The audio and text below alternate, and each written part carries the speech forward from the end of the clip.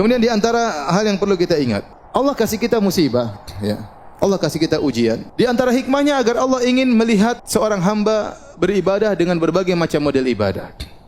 Ada orang diberi ibadah dengan ibadah bersyukur, maka dikasih kenikmatan agar Allah lihat dia bagaimana bersyukur kepada Allah. Terkadang Allah kasih dia musibah agar Allah lihat bagaimana cara dia beribadah kepada Allah dalam kesulitannya. Dan betapa banyak ibadah yang muncul tatkala orang dalam penderitaan, yang tidak mungkin dilakukan oleh seorang yang sedang menghadapi kenikmatan, mendapati kenikmatan. Coba antum bayangkan seorang tatkala sedang diuji, hatinya benar-benar terenyuh kepada Allah Subhanahu wa taala. Harapannya hanya kepada siapa? Allah Subhanahu wa taala. Kalau dia berdoa dia menangis. Yang itu mungkin tidak didapatkan oleh orang-orang yang dapat kesenangan. Ya. Seorang kalau dalam kenikmatan mungkin dia salat sekedar mau nangis, apa yang mau dia tangisi?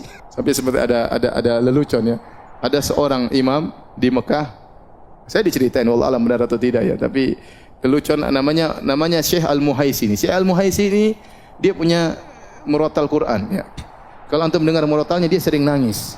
Dan dia punya masjid di daerah di Mekah. Orang banyak yang iktikaf juga di masjid tersebut. Dan dia kalau salat sering nangis ya. Kemudian suatu hari ada seorang dari Mesir kemudian salat situ, senang dengar imamnya salat sambil nangis-nangis. Kemudian dia tanya, "Siapa imamnya itu?" Maka orang berkata namanya Al-Muhaisini. Sementara di samping-samping ada hotel-hotel namanya Al-Muhaisini, Al-Muhaisini. Itu yang punya hotel-hotel ini? Iya. Sudah punya hotel masih nangis katanya.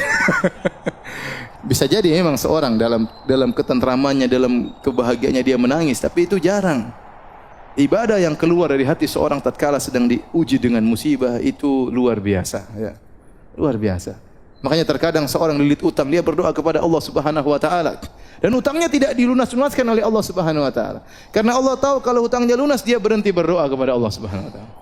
Kalau hutangnya lunas dia tidak lagi salat malam kepada Allah Subhanahu wa taala. Bahkan terkadang Allah menambah hutangnya sehingga dia benar-benar terjepit, sehingga dia tahu apa arti tawakal. Dia tahu apa arti apa? Tawakal. Betapa banyak orang diajari oleh Allah dengan tawakal setelah dijebak dengan ujian yang sangat berat, tidak ada yang bisa menolong dia seorang pun. Tidak ada yang bisa menolong dia kecuali siapa?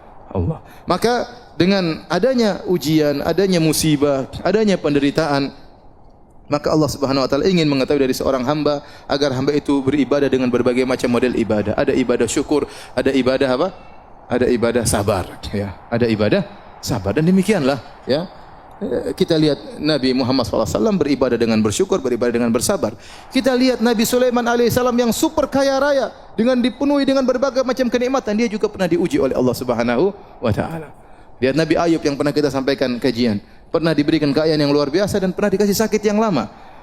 Dia pernah beribadah kepada Allah dengan syukur dan dia pernah beribadah kepada Allah dengan sabar.